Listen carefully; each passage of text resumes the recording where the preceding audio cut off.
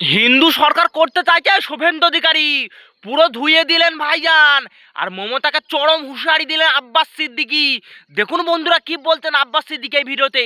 পূর্ব মেদিনীপুরের একজন ব্যক্তি শুভেন্দু অধিকারী জিনার নাম, তিনি কিছুদিন আগে তিনার মাথায় সেকুলার ভূত চেপেছিল, তাই তিনি আমাদেরই সাথে মোল্লা মলি সাহেব, আমার সাথে নয়, অনেক পীর সাহেব পীরজাদার সাথে ইফতার পার্টিতেও গেছে, তরমুজও খেয়েছে।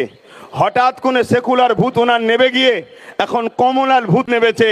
উনি বক্তব্য দিতে দিতে আমার দেশের সংবিধানের বিরুদ্ধে বক্তব্য দিচ্ছে। তাই এখান থেকে আওয়াজ তুলবো, শুভেন্দু অধিকারী বাবুকে, আপনি রাজনীতি করছেন, রাজনীতি করুন, ধর্মীয় ধর্ম খেলা করবেন না।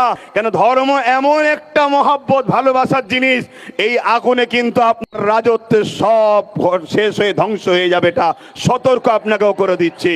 বন্ধুরা আব্বাস সিদ্দিকী ঠিক বললো, আপনাদের মতামতটা অবশ্যই কমেন্টে জানাবেন। আর এই ভিডিওটা বেশি বেশি করে শেয়ার করে প্রত্যেক মুসলিম ভাইকে দেখার সুযোগ করে দিবেন।